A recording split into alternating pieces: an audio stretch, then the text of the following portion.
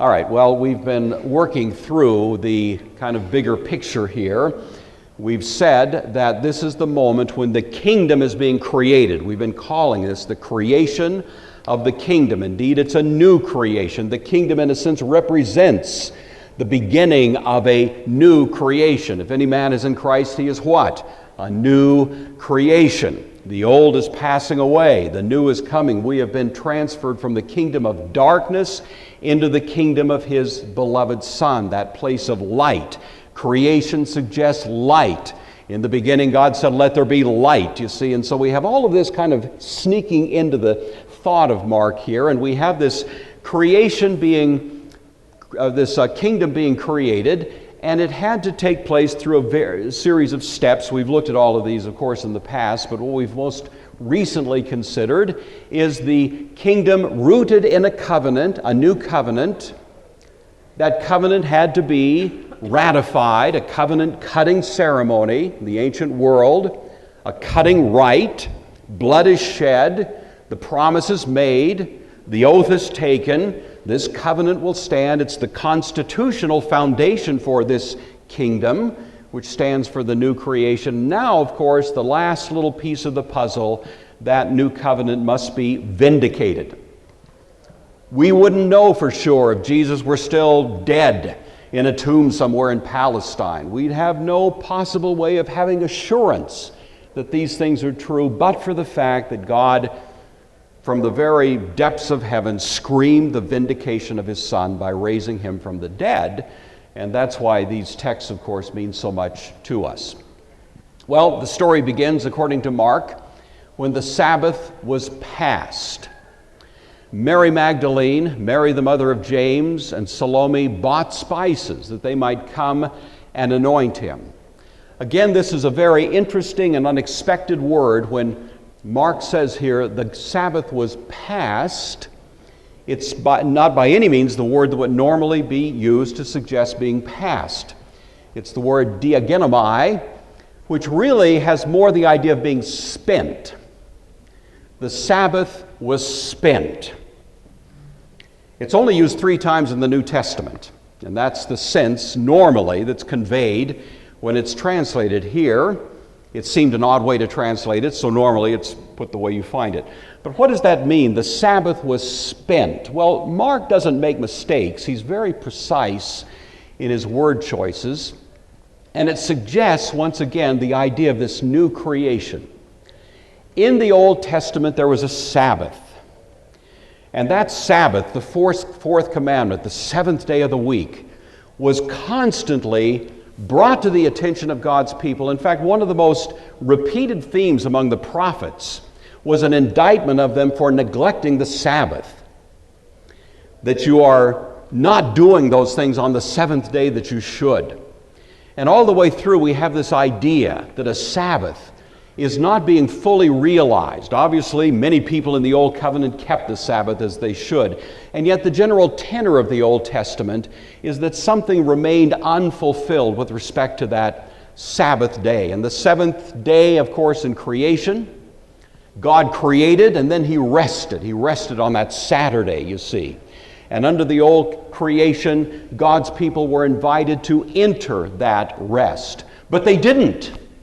And the New Testament hammers that point, especially in the book of Hebrews, that there was something remaining but unfulfilled in that old covenant Sabbath. And now, in a sense, Mark wants to say that Sabbath idea is spent, because now God's people can truly enter it. So listen to these words from the writer to the Hebrews. Since therefore it remains that some must enter it, that is the Sabbath, and those to whom it was first preached did not enter because of disobedience, again he designates a certain day, saying in David, today, you see. Not Saturday, not Sunday, not Tuesday, today. When do you enter God's Sabbath?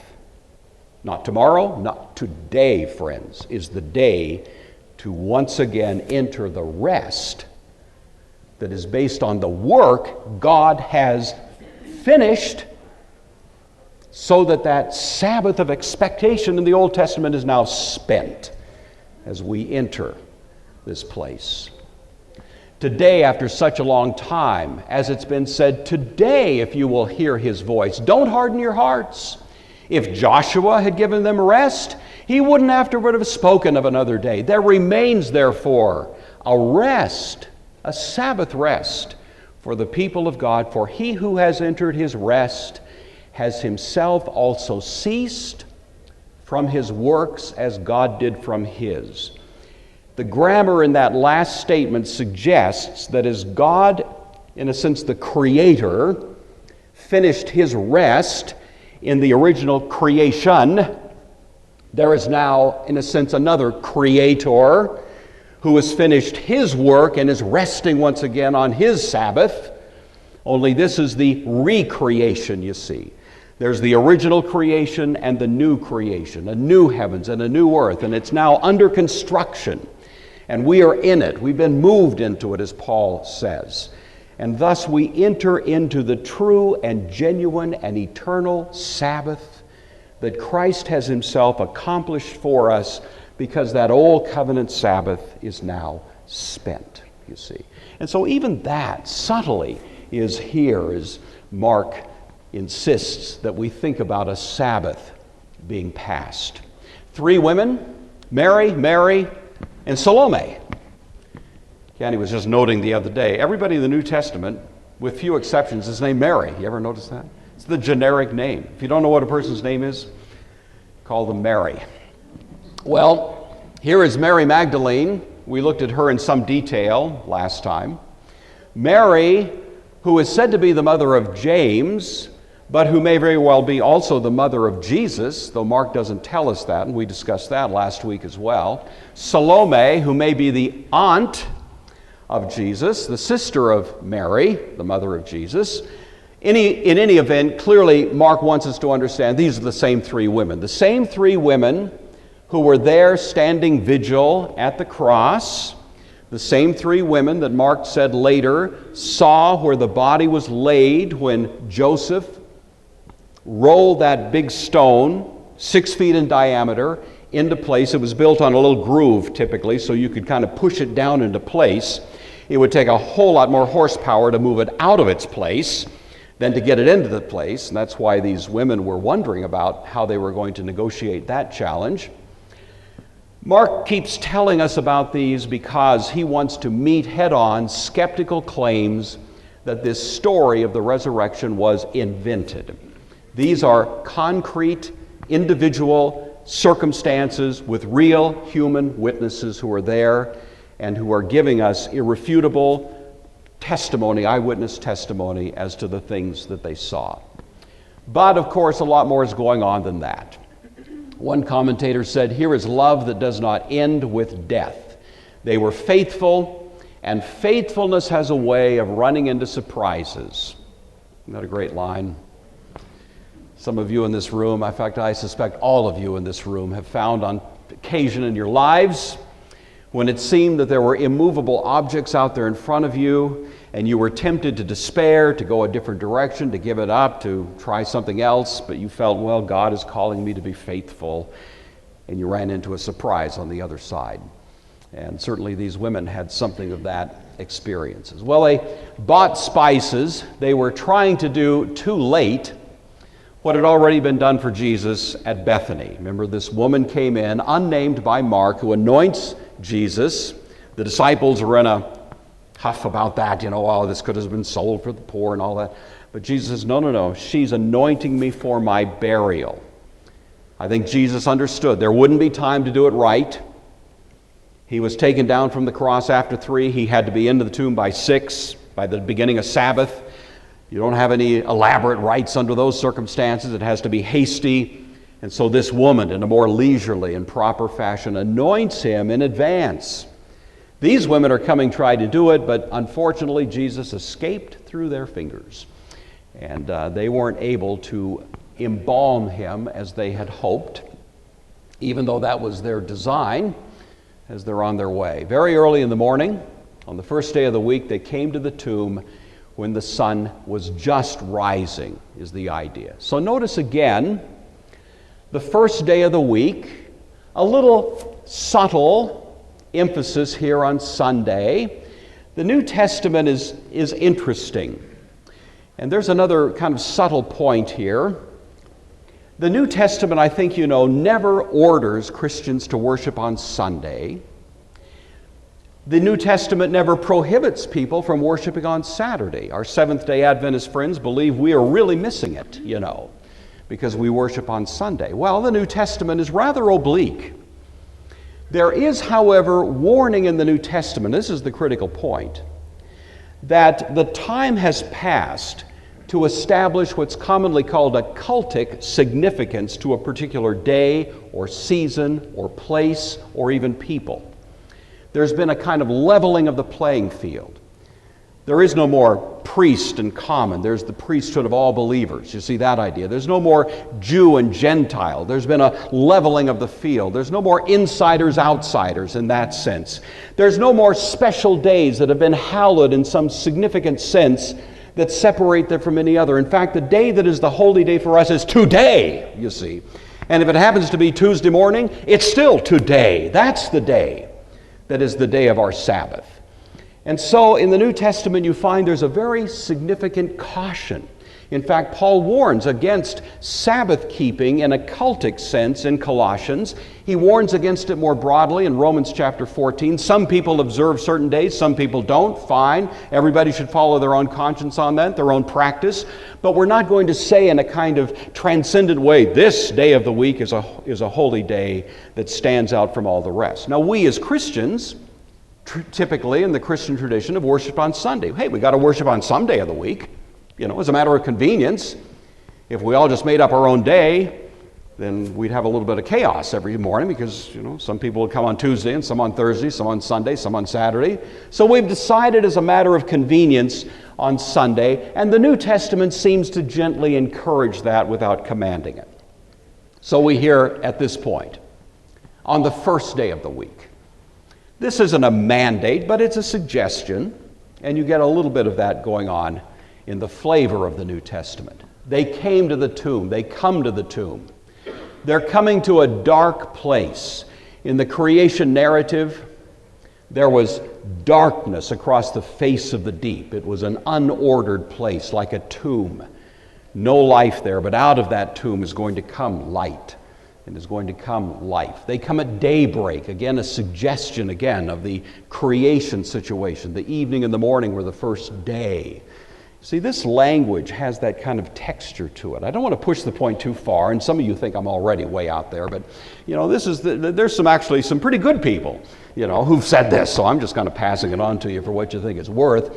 I'm just the Sunday school teacher, just the messenger passing it on. But anyway, I think there is something to it. Mark wants us to kind of catch the telegraph here of this new creation motif. Well, they show up, puzzling, as they're walking along, who's going to roll away the stone from the door of the tomb? Mark puts it in the imperfect. They were discussing this. This was obviously on their minds. They're walking along and they're thinking, how in the world are we going to get past this immovable object? Interestingly, only Mark mentions this conversation. This is one point where we see Mark's emphasis, because Mark has been reminding us more than once that the guys are nowhere to be found. Where's the muscle? They're hiding in the bushes. They're in the wind. They're AWOL. They're on the lam. They're not here. These are women who are coming. They're the ones who are showing a little backbone at this point. And yet it would take 2 or 3 burly guys to roll that stone back out of the place, and they're realizing, you know, we're not quite up to that. And so Mark wants us to appreciate them. He's also wanting to suggest to us that the disciples are not heroic, and the great history that they would eventually have is not a function of their kind of personal DNA, but it was God's Spirit that did something in them. Well, they had seen that stone about 6 feet in diameter when Joseph rolled it into place, and now they're pondering who's going to move the stone. I like this from one commentator. In earthly terms, the question was unanswerable. It loomed as an immovable object in their minds. This is the type of thinking we often have. In spite of belief in God, we see some stones as immovable. There was no answer to the women's question in terms of earth. But God had an answer. He always has an answer to immovable stones. I'm not going to waste your time telling you my account of times in my history when I've had what appeared to be immovable. I mean, I thought, I'm not even sure God can pull this one off. And yet here we are. Paul says, exceeding abundantly above all we can ask or think. That's God's truth. And even if you're staring at an incredibly immovable stone, God has something on the other side of that that will be a big surprise. And you have similar stories, I know. We can all attest to the truth of that great biblical notion. Well, I think the women may have hoped that there'd be some groundskeepers around. Typically, gardeners at that time in history in the ancient world would work in the very early morning hours to avoid the heat of the day, take a siesta in the afternoon, So they were probably not off base to think that maybe there'd be some guys there working who'd be able to help them move that stone. They may not have known about the other problem that was awaiting them, namely guards. The guards had been neutralized. So maybe they weren't worried about them because they didn't have to be worried about them. But we do know that there had been guards posted there, and they probably would have represented an impediment to moving the stone had they been alive and well at the moment. Matthew gives us this account of how the guards came to be there. On the next day, which followed the day of preparation, that would be the Sabbath day then, the chief priests and Pharisees gathered together to Pilate, saying, "Sir, we remember, while he was still alive, how that deceiver said, 'After 3 days I'll rise.' Therefore, command that the tomb be made secure until the third day, lest his disciples come by night and steal him away and say to the people, 'He's risen from the dead,' so the last deception will be worse than the first." So they sell that to Pilate. Pilate said to them, "Look, you guys have a guard. You go your way. You make it as secure as you know how." And so they went out and made the tomb secure, sealing the stone and setting the guard. Generally, the response by Pilate is taken to be something like this. "Look, I've had it with this whole thing about Jesus of Nazareth. You kind of muscled me into having him crucified in the first place, and now you want me to be even more complicit. You just take care of it. You have your temple guard. They're good enough. You go and take care of this the West you way. I'm done with this." That seems to be the flavor of Pilate's response. Some differ with that, but I think that's probably it. So, likely, the guards that were posted there were under the Jewish authority, temple guards. It's said here that they sealed the tomb. Likely what that is stretching a kind of band or string or some kind of line from one end of this stone to the other and then putting wax seals on it so that if anyone tried to move it, it would immediately be broken and they'd known someone was tampering with the tomb. That's the most likely understanding of what's going on there. The women may not have known that there were those guards to negotiate, and so at this point, we don't have any mention of their concern about that. When they looked up, they saw that the stone had been rolled away. It was very large. Looked up suggests they were downcast, doesn't it? They're walking along, they're looking at the ground. It's just the very early morning. It's still kind of dark on this path, I assume. And so they're kind of watching their step and eyes downcast. And you can imagine the surprise, even the shock, when as they get to the vicinity of the tomb, they look up and the stone is rolled back. And you might think they'd be relieved, but in fact it alarms them. What's this? What can this mean? Matthew says the stone was moved based on an earthquake. Mark, with Luke and John, imply that the angel who showed up moved the stone. Maybe it was both. Not a real clear answer to that. One way or another, I think we can assume that the stone was not moved so that Jesus could escape from the tomb. It was moved so that those who came could see in. that Jesus wasn't there. The point of the empty tomb was not to prove the resurrection of Jesus. The resurrection of Jesus, however, explains the empty tomb. Why is the tomb empty? He's not here. And so these women come in order to confirm that that body is not there anymore. And they're going to be given an explanation, of course, from this fellow who's sitting there. Entering the tomb, they saw him, a young man, clothed in a long white robe, sitting on the right side. And they were alarmed. He's sitting.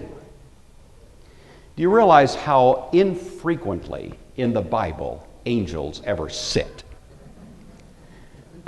You almost get the feeling the guy's sitting there, straw in his mouth, just kick back. This is not the normal angelic posture. Usually angels show up. In fact, I'm not aware of another situation where an angel was said to be sitting. Here's an angel sitting. What does that tell us? It tells us once again of a rest that is now being offered to God's people. Jesus has done the work. Any theology that says you come and supplement the work of Christ, you add something additional to that which he has accomplished in his atoning labors, is not only wrong, it's an insult and virtually blasphemy to the adequacy of what Christ did. Once Christ accomplished the atoning work, in a deep sense, we all rest. Now, we don't rest in the sense that we're lazy. You'll never be as busy as when you're in the service of God's kingdom, but you're not earning your salvation thereby. You're just joyfully reflecting the influence of grace in your life. And here this angel, in a sense, reminds these women, now it's over. Now's the time, in a sense, to rest. Well, they're entering the tomb and they see him. Mark doesn't say it's an angel, but we can safely surmise that. Matthew tells us a little bit more. Says the garment flashed with splendor that knocked out the guards.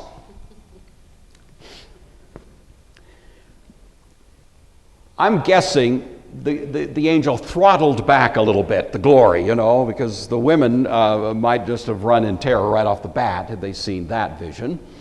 So maybe the guy just looks like a guy sitting there in a white robe. But one way or another, it doesn't inspire in them a great sense of peace. They are obviously here terrified. He's sitting, as I say, on the right side. Not clear specifically in the language, did they see him as they were entering? That's possible. I think I'm more inclined to that view.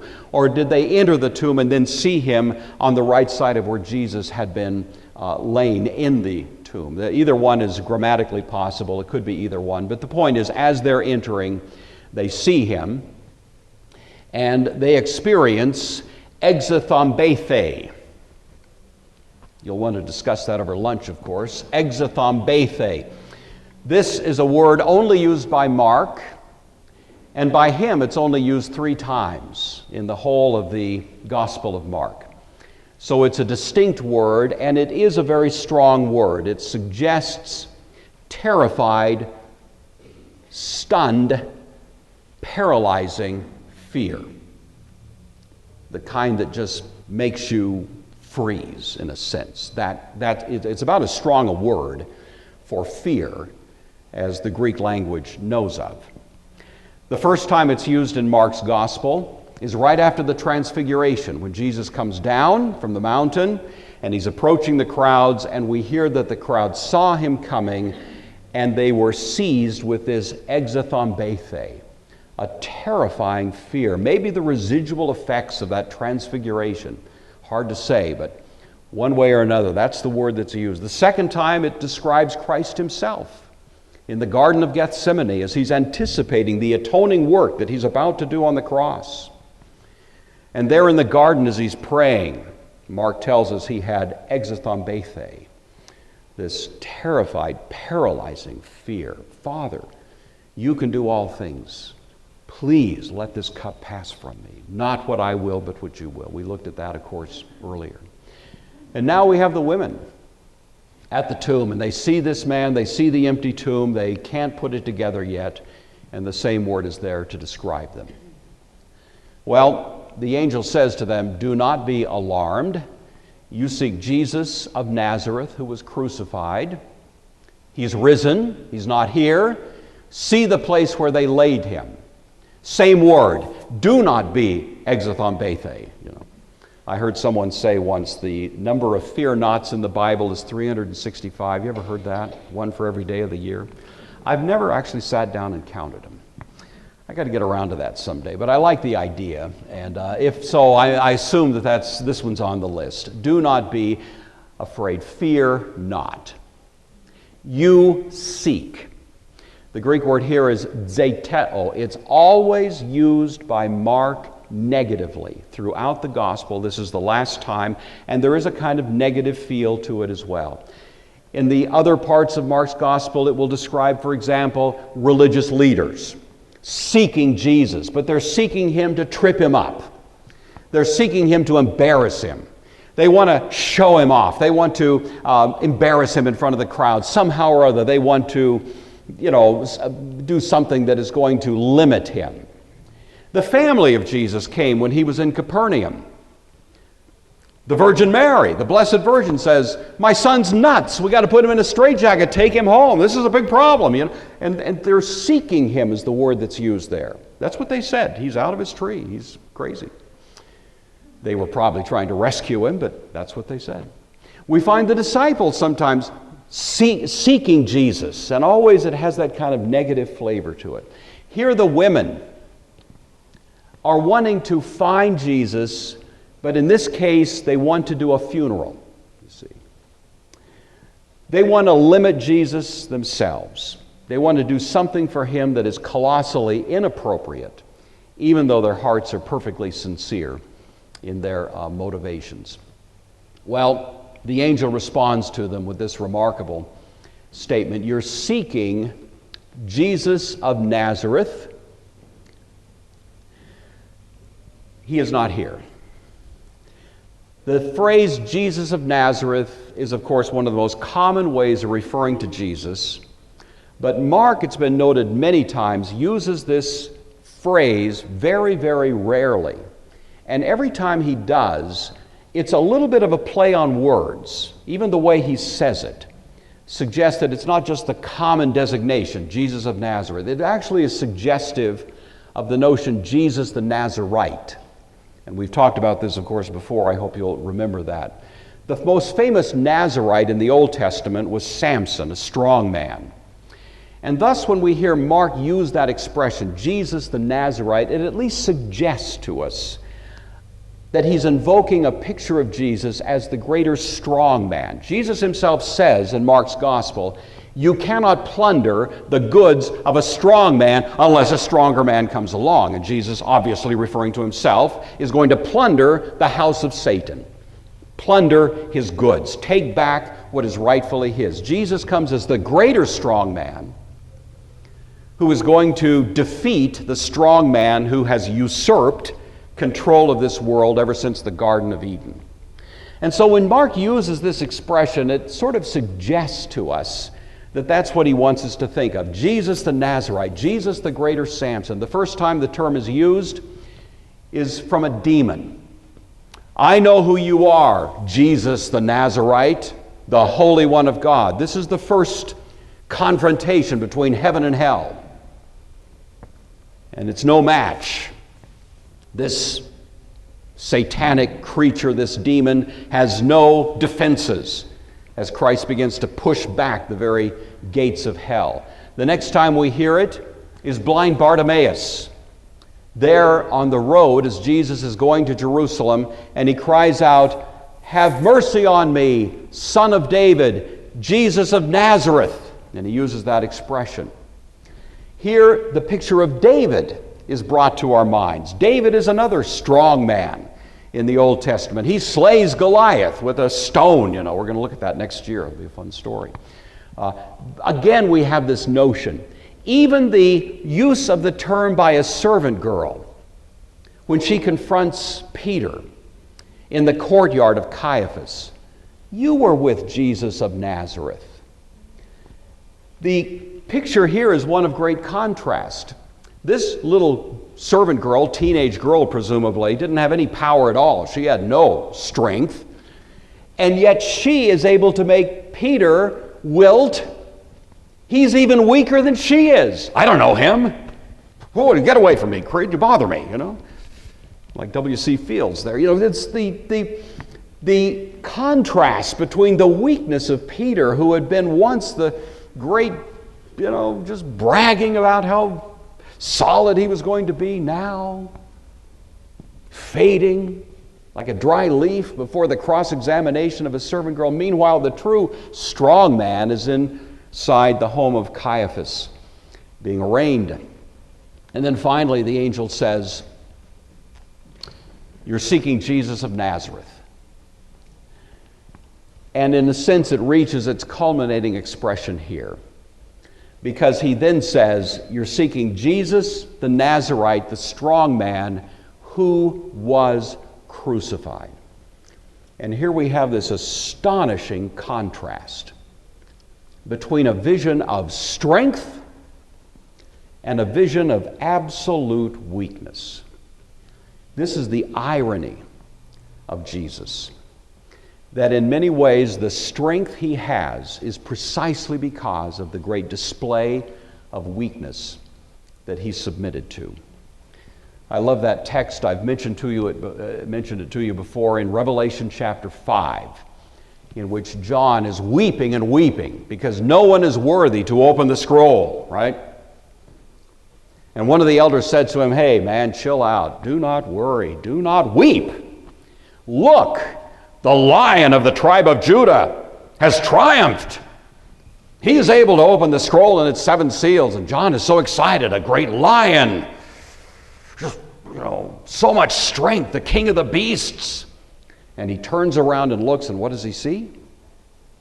A lamb, looking as if it had been slain. The very image of weakness is at the very same time that which is described as this great display of strength. How could it be that the greatest, most powerful display of strength in the history of the human race was when Jesus hung in what appeared to be complete weakness on a cross? How could that be?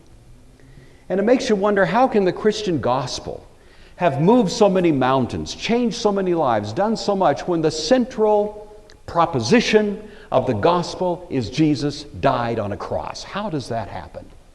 You would think we'd be rallying to some great heroic character, a Julius Caesar, somebody that just can't be. No, it's Jesus dying on a cross. And the Christian message has not been embarrassed by that. Indeed, it has boasted in it. Paul says, describing his first approach to the Corinthian church, I, brethren, when I came to you, didn't come with excellence of speech or wisdom, declaring to you the testimony of God. Could have. Paul was a well-educated man, studied at the feet of Gamaliel. We know of Gamaliel's curriculum that it was a very wide, broad. Paul had studied Plato. He'd studied the pre-Socratics. He was familiar with all of the great thinkers in history up to that point. He could have dazzled these Corinthians with his knowledge.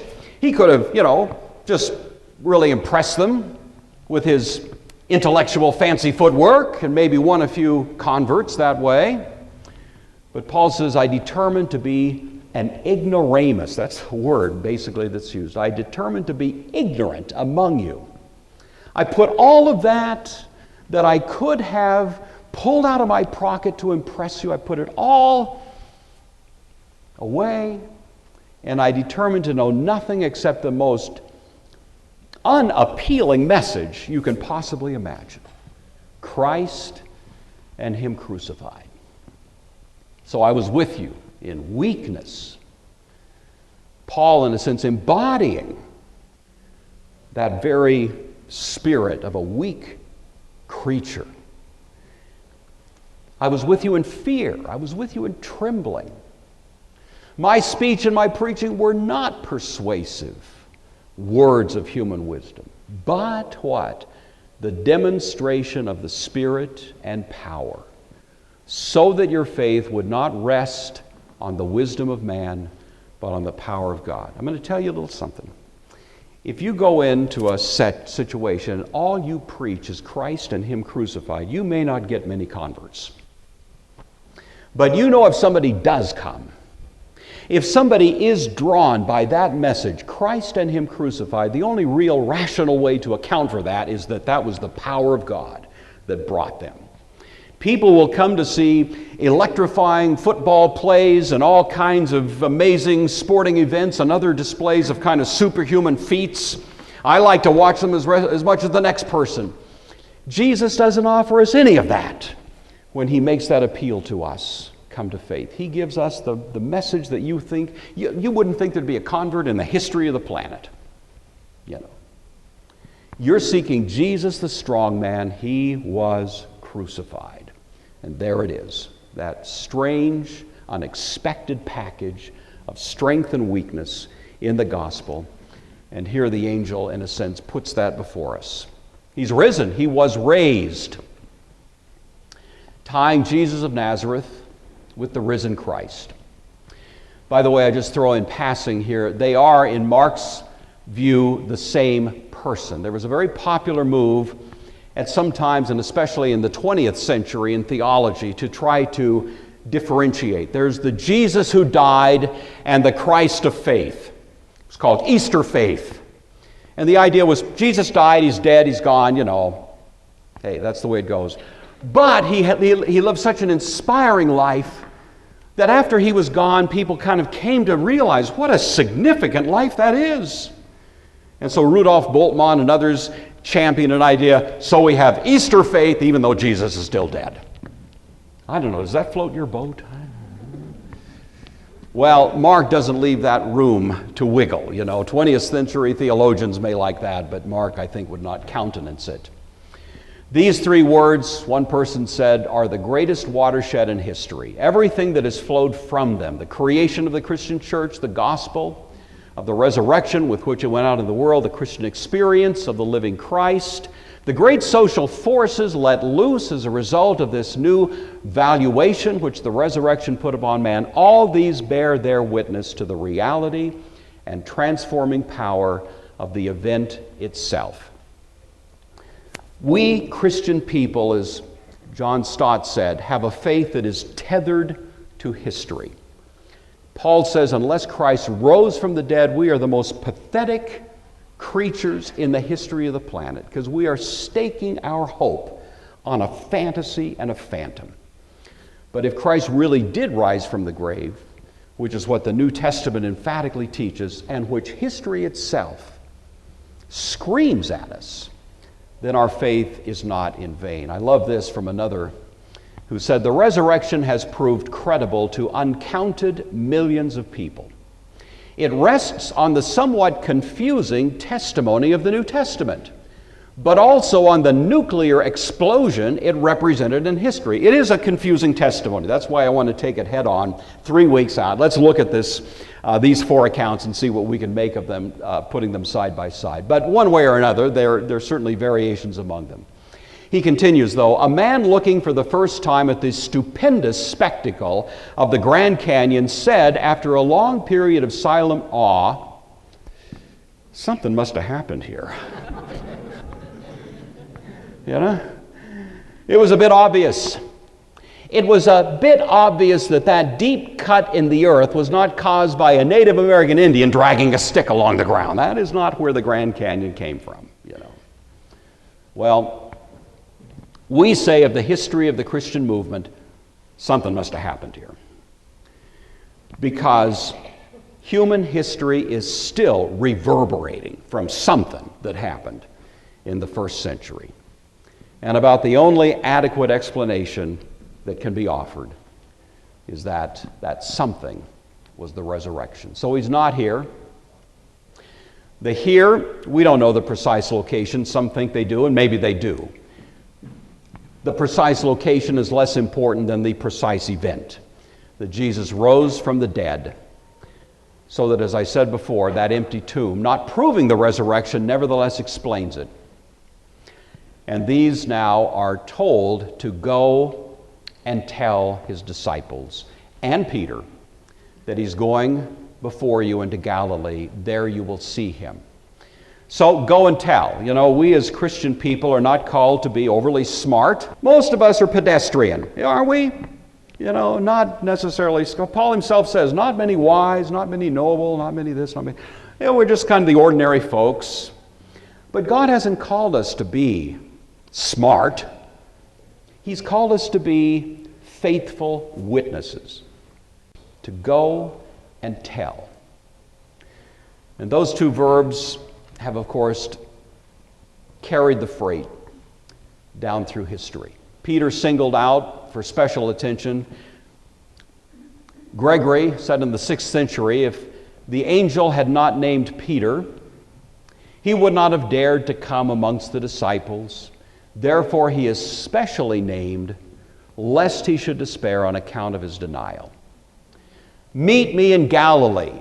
That's a word of grace. That's where it all started, and that's the place from whence it would continue. There you'll see him.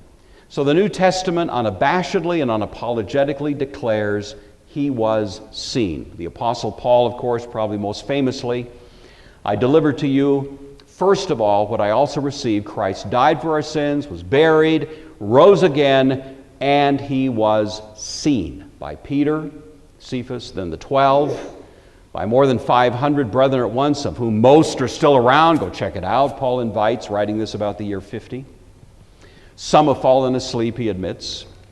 After that, he was seen by James, then by all the apostles. Last of all, he was seen by me, as one born of out of due time. It'd be almost impossible to imagine mid-1st century someone could invent this story and sell it so well that 2,000 years later people still believe it with all their hearts. How would that happen exactly? Except it was an actual event in history. So they went out from the tomb, they trembled, they were amazed, they said nothing. Literally, the Greek reads, they said nothing to no one. This is a double negative, but the Greek allows for that, because they were terrified. Not the terror of worship, mysterium tremendum type terror, you know, but just they were scared. They were just running, and that's the end of the story. The theories that have floated, I'll just tell you very quickly about why this gospel ends so abruptly, are in two species, two flavors. One, it was unintentional. Either the last part of the gospel was lost. When I took New Testament in my undergraduate years, 100 years ago at Whitworth, that was what the prof said. He thought, and it may be true, that the last little piece of the scroll was lost. And so Mark meant to write the rest of it. Maybe he did write the rest of it, but somehow it got lost in the shuffle. Maybe a persecution broke out that prevented writing the rest of the gospel. Maybe Mark died. Maybe he got caught up in that persecution. I mean, those are all been theories that have been suggested by those who just don't believe that Mark could have ended the gospel so abruptly, so unexpectedly that way. If that's true, then probably Matthew would be the best place to go for what Mark might have written had he actually done so. I tend to prefer the alternative approach, although I think it is actually a minority view, that Mark meant to end the story right here. That in a sense he is contrasting for us fear, which can be provoked by the circumstances of life, and for these women is the last thing that really describes them, but we know they eventually came to faith. But the faith they came to was not simply the raw miracle. Miracles don't coerce people into faith. Faith is a gift from God. If a person sees a miracle and there's no grace from God to accompany it, all it does is enable that person to hate God more intelligently, because they see him so much more clearly in his power. But if you have faith, it's not because you've extrapolated the right answer from a calculus, of intellectual inferences. It's because God has given you a gift. And that gift should be something we all are grateful for, because that's what transformed the fear in these women's hearts into faith. All right, quickly, I'm over time, but we won't be here for 3 weeks, so excuse myself. Sunday school lesson number 1. The stone that looms before you may seem immovable, but behind every immovable stone is the irresistible life of Jesus. We all have these immovable stones in our lives. Just believe that on the other side is the risen Christ. The emotion that resides inside us, inside you, may feel like weakness, fear, and trembling. How many times have all of us walked into situations where we felt fully inadequate for the task? But bear in mind, your strength is not based on your feelings, but it's rooted in grace. Paul besought God that he would remove a thorn in the flesh. God said to him, sorry. My strength is made perfect in your weakness, Paul. My grace is sufficient for you. The failings that argue against you may seem unforgivable, as in the case of Peter. But it is in those specific moments that Jesus calls you by name. Go tell my disciples and Peter. That's a good verse to keep in your mind the next time you feel like you've really messed up. Put your own name in that verse. Go tell my disciples and Bruce. Go tell my disciples and... Where's Kevin today? I'm telling you. Is that right? All right. Go tell my disciples, and who are you? Put your name there, because Jesus knows you by name, just as surely as he knew Peter by name.